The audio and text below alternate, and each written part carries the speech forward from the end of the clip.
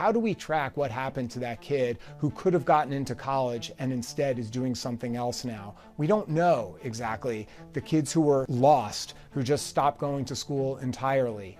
David Zweig is a journalist and author of An Abundance of Caution, American Schools, the Virus, and a Story of Bad Decisions. This was a world-altering event where our society favored older people and other groups to the detriment of children.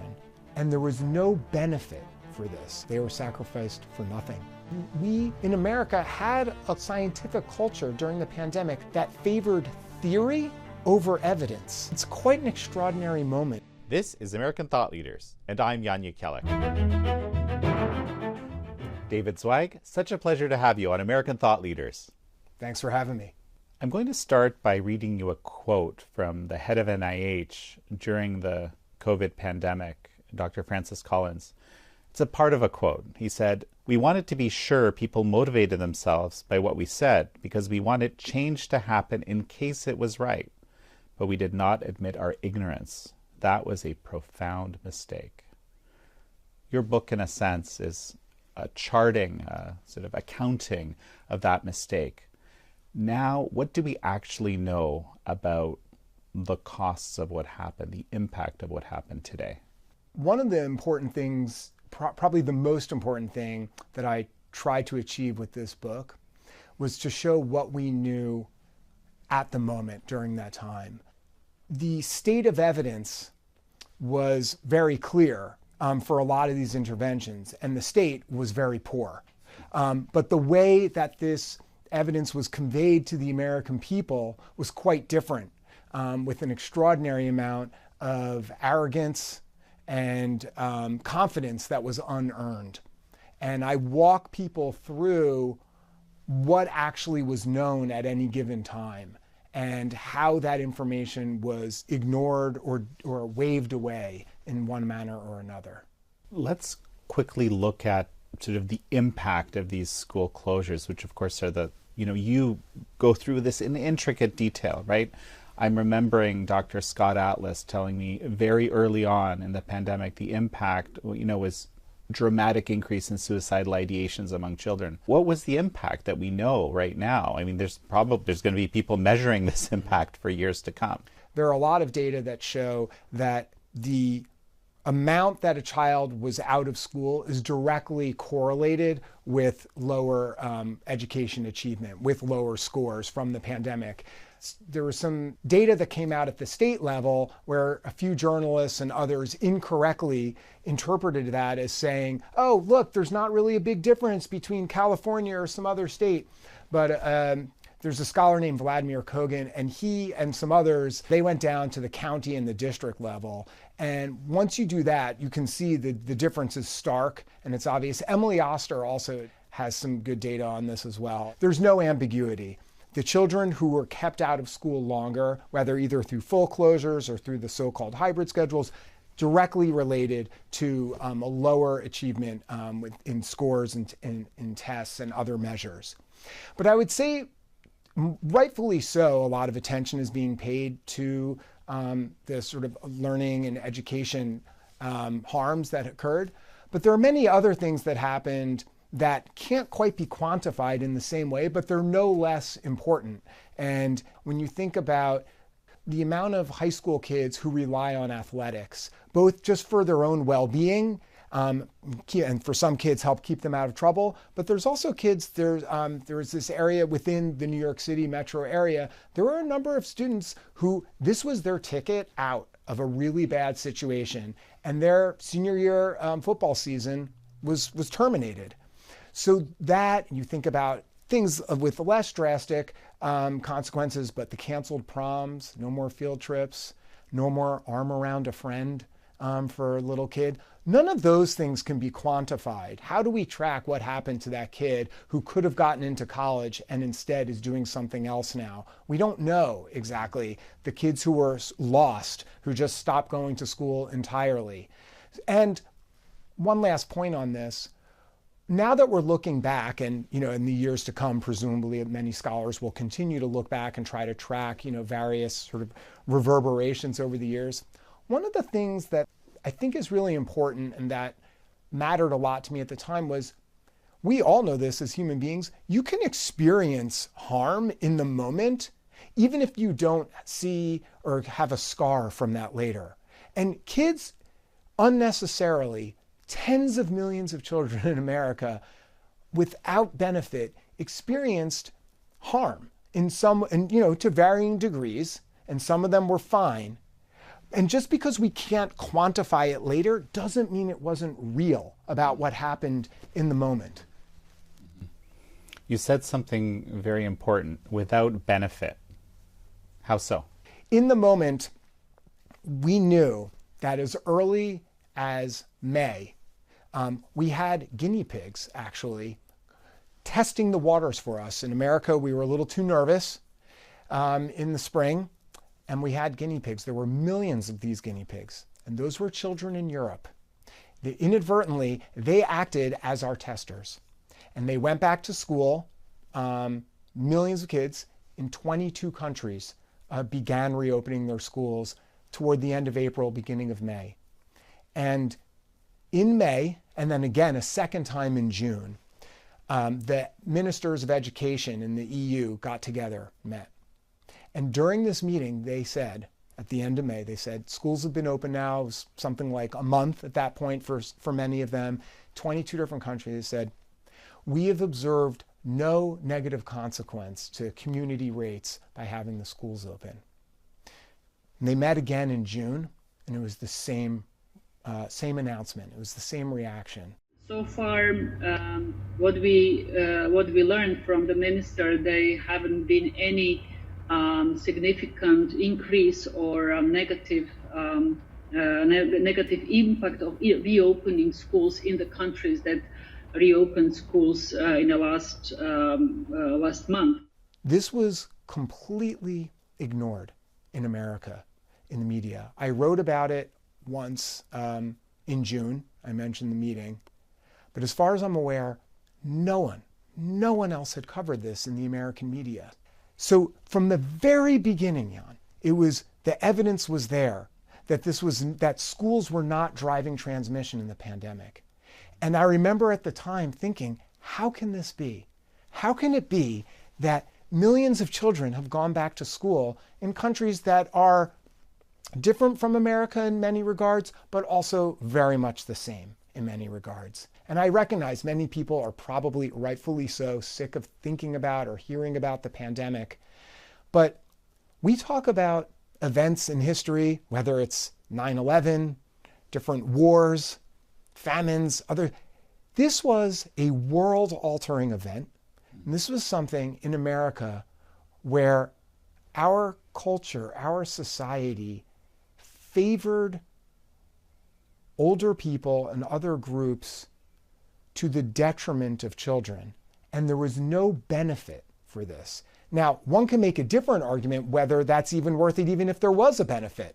Someone could say, even if there is a benefit, I still don't think this is appropriate doing this to kids.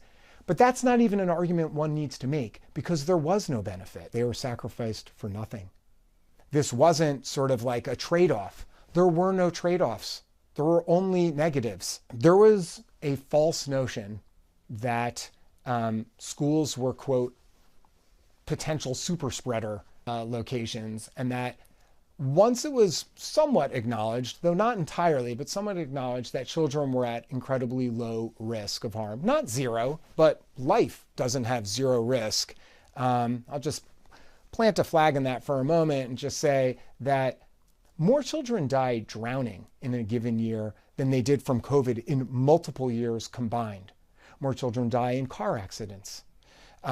More children died of the flu in a number of seasons in the decade leading up to the pandemic than they did of COVID in a given year. So it's not to say that there's zero risk to children from COVID. That's a red herring. And I don't think any serious person would make the case that it's a zero risk illness.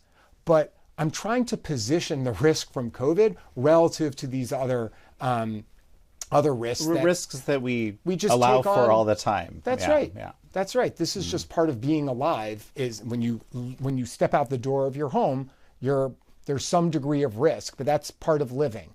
So But positioning the risk of COVID relative to these other things, it's actually quite low. Again, we don't have kids not swim anymore, even though far more children died from drowning in a given year.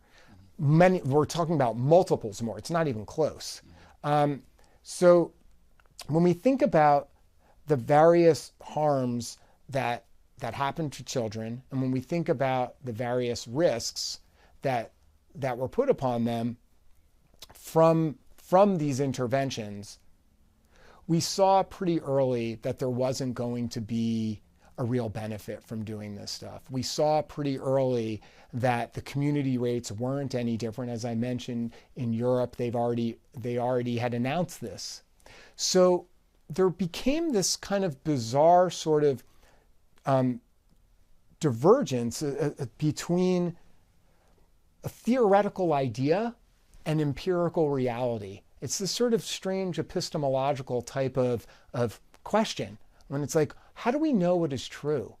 And what I talk about in the book is this idea that we in America had a culture, a scientific culture during the pandemic that favored theory over evidence. It's quite an extraordinary moment if you think about that. That they would say, well, we think this might be happening. We believe this is happening. Let's do this Swiss cheese model that they talked about, where you had the different slices of cheese with different holes. Let's try a whole bunch of different things, each thing being a different slice of cheese, and hopefully the virus won't get through. The baseline of this whole concept is that they didn't know what worked. This was admitted right from the beginning. We don't know what works. Let's do everything, and hopefully the holes won't line up.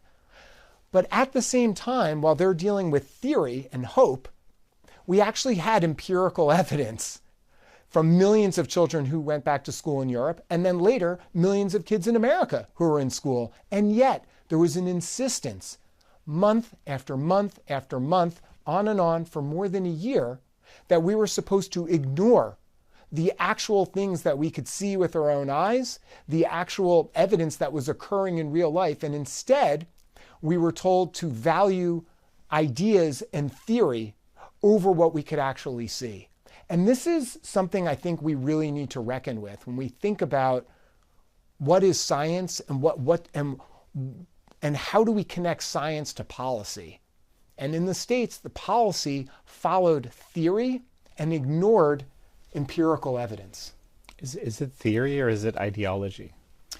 Well, that's another question. I think a lot of these people genuinely believed what they were saying. But when you talk about ideology, there was a tremendous amount of tribalism within the United States. Most of the public health community tend to be on the left politically. Most of the medical establishment does as well. Most of the education community, people, K-12 teachers, most of the elite media, most of the sort of influencers in our culture. When you think about Hollywood and other aspects in a lot of tech, all of these elite institutions within our country tend to be on the left. And the idea that any of them could possibly be aligned with Trump was anathema. This was not acceptable for most of these people. So, and I recount this, when Trump tweeted in all capital letters, "Open the schools now," with like 20 exclamation points, in effect, Trump guaranteed that schools in blue state America were going to remain closed. David, just one quick sec. We're going to take a break, and folks, we're going to be right back. And we're back with David Zweig, author of An Abundance of Caution. Once in a conversation with now FBI Director Kash Patel, he told me this. He said that they will do the opposite of what Trump will do. And I said, that is a insane way to decide what policy is going to be. I just don't, I can't accept what you're telling me, right? But the evidence... Well, I mean, I right. Some months later, I went back to him. I said, as crazy as it is, I think you're right, right? It's very clear that happened. and this isn't conjecture or opinion. We saw this, one example is the American Academy of Pediatrics put out its school guidance. They were very clear that children should be in school. This is the most important thing. They said, don't worry about the 6 feet of distancing. If you can't do it, fine, do 3 feet or something. Just get the kids in school. This was the basic message of their guidance. Trump did that tweet about opening the schools. Within a few days, the AAP puts out revised guidance. Gone is the mention about ignoring distancing. And instead, what do they focus on? Schools need money. This is the most important thing to make them safe. We need a lot of resources and money. And the other important thing about this revision with the guidance is who authored the guidance. Now, the new guidance was co-authored with the Superintendents Association and with the 2 largest teachers unions in the country. So this is one example of this sort of reactive policy, reactive positioning to Trump, that it couldn't have been more stark, that once Trump said this, it was radioactive. So much so that the American Academy of Pediatrics reversed its guidance. And this was so obvious that even NPR wrote about this, put a piece out talking about it after they changed the guidance. Once I became sort of a fairly prominent journalist who tended to write pieces that challenged some of the orthodoxy, once that happened, people started reaching out to me from all over the country. And this included a lot of regular Americans and regular moms and dads, but also a lot of people within the medical field. And it included even people, former CDC officials, people saying, look, I can't talk about this stuff. I'm so thankful for you for writing this article about whatever, that schools should open, or challenging the science behind mask mandates on kids, a variety of other things. And they would say, I can't talk about this publicly because I can't be seen being aligned with Trump. I mean, I have scores of emails like this from people point blank saying, I can't say this publicly because of the political nature of this. So no one can dispute that a large part of the American public health policy was done as a reaction against Trump rather than as being aligned with some sort of evidentiary basis that the policies were put together on.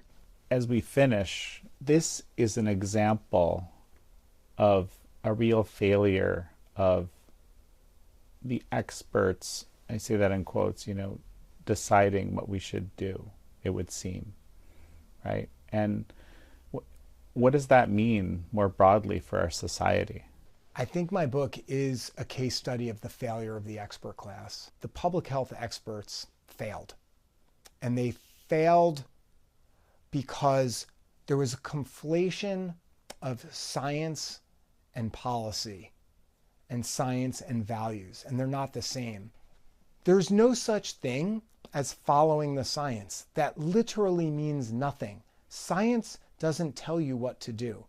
Science is a process. Science can bring about information, but that does not tell you when to open or close schools. Every area had its own metrics and its own criteria for what was safe or not safe.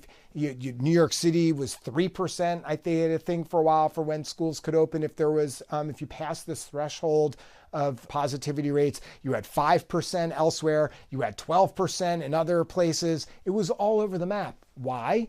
Because there is no such thing as safe. There's no such thing as a specific benchmark that means something is or isn't appropriate. These are decisions based on values. But the way it was framed to the American people by politicians and by health officials was that, oh, this is the line, this is the metric. And I want to be clear, it's not wrong to have some sort of benchmark. People need parameters to operate within. So it's not that they should say, do your best and leave it at that. I don't think they should be faulted for that necessarily. The problem was the degree of certainty within which these pronouncements were made. And if you disagreed with them, you were a piece of garbage. You were an idiot.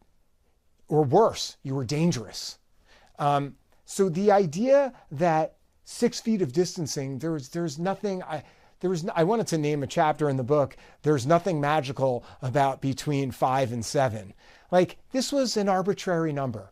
And we knew it at the time, but we pretended otherwise. And by say, this is the royal we, remember, that this was made up. It's okay to have a metric to aim for, but be honest and say, we're not exactly sure what's going on here. For these reasons, we think 6 feet might be effective. We're not sure, but this way we'd like you to aim for that. You had teachers and, janitorial staff walking around with rulers, spacing each desk with the precision of a master carpenter. This was complete madness. Complete madness. Mm-hmm. Human beings like, to some extent, people might not want to hear me say this, people like being told what to do. They want to let the paternal state, let big mommy and daddy tell me what I should do so I don't have to worry and I don't have to think. 6 feet of distancing? Okay, we're going to take out the rulers and just do it at that. It's much harder when you're given information that says, we're not exactly sure what to do. We don't know what evidence exactly points in what direction. So here's a more general idea. Do the best you can, but we think it's important for kids to be in school. Whoa, that's a lot of responsibility for people to take on emotionally, cognitively. That's a lot. It's much easier when you're told, follow these metrics and just do as you're told. Then you relinquish your own sense of responsibility. Then you're following rules. Human beings oftentimes seem to prefer that. Wasn't it Kierkegaard who said, anxiety is the dizziness of freedom? It's hard work when you're not just told what to do. A final thought as we finish? I think it's really important to think about history, and everyone knows, history is written by the winners. And one of the things that I feel like is important with the book is that this offers a refutation. It offers a counter narrative to what a lot of what we were told and are still being told now about what happened. And this is not about the pandemic. This is about a lens through which to see how our society works and to see how politicians and individuals make decisions and think about information. Ultimately, that's what this really is about. And that's what interests me, is information. How do we know what is true? Well, David Zweig, it's such a pleasure to have had you on. This is fantastic. Thanks for talking with me. Thank you all for joining David Zweig and me on this episode of American Thought Leaders. I'm your host, Jan Jekielek.